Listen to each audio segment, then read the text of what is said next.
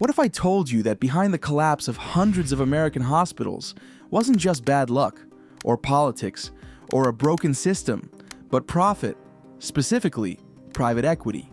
In the past decade, Wall Street firms quietly bought up hundreds of hospitals. They promised efficiency, innovation, even salvation. But instead, they left behind closures, debt, and in some cases, death. This is the story of how they are killing America's hospitals.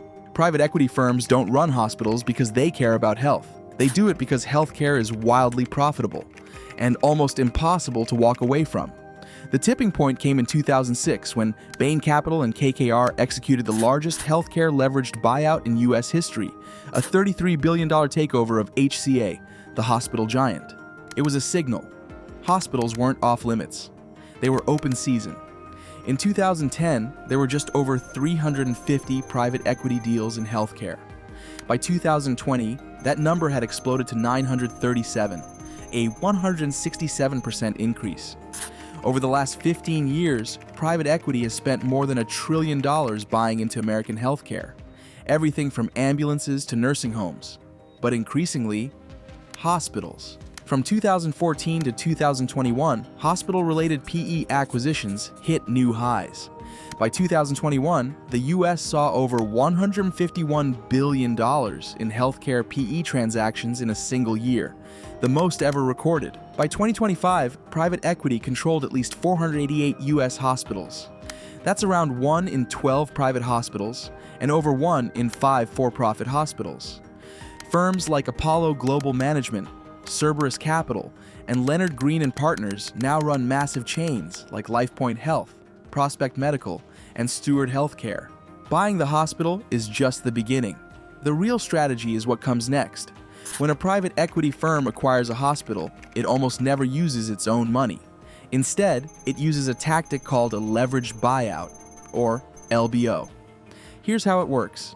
The hospital is forced to borrow hundreds of millions of dollars to pay for its own acquisition.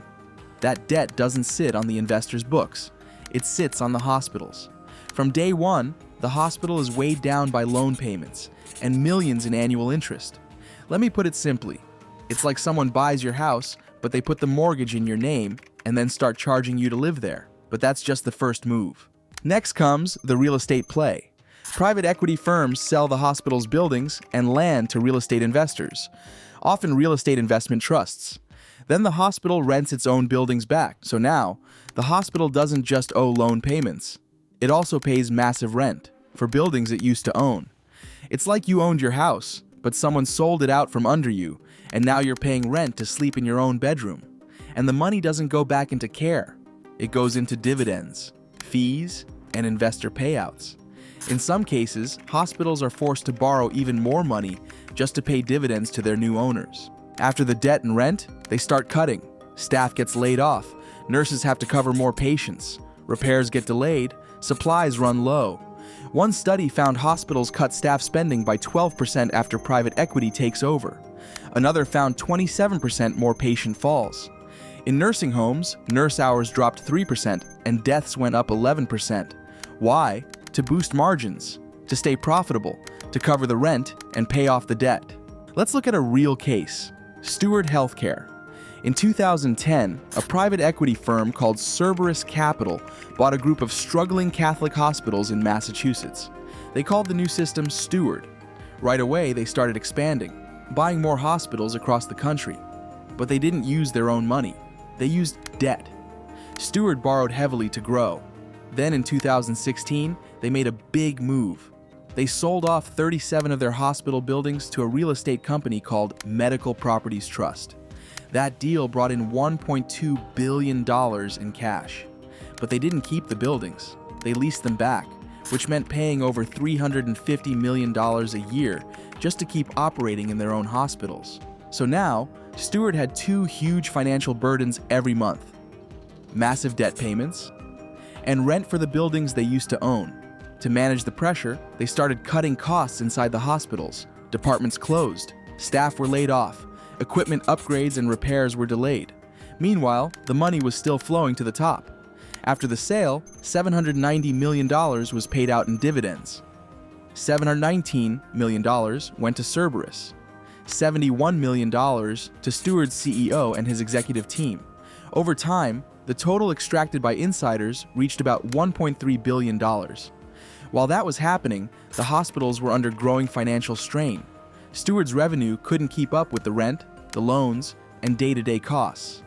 And when interest rates jumped in 2022 and 2023, their debt became even more expensive. To make matters worse, their landlord, Medical Properties Trust, was also in financial trouble. That made refinancing harder. Vendors went unpaid. Medical equipment was repossessed in some facilities. Employee wages were delayed or missed entirely.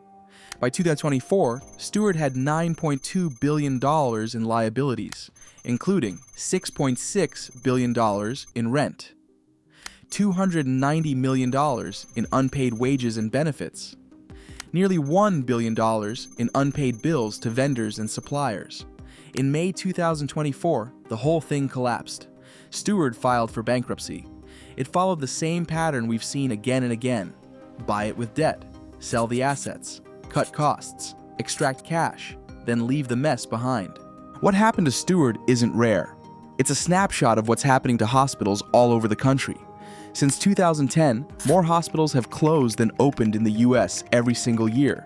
In total, more than 190 rural hospitals have shut down since 2005.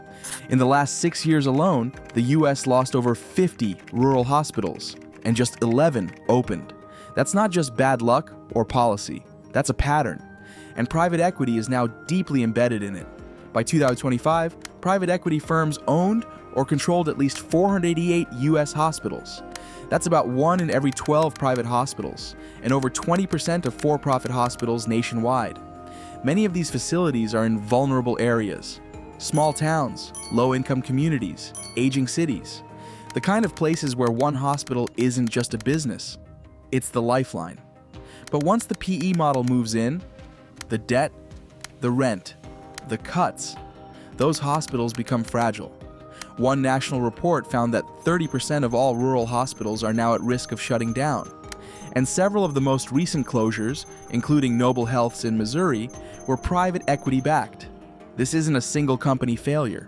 It's a structural shift, driven by the same model that took down Steward, Prospect, and others. It's not sustainable. But for now, it's the business of healthcare.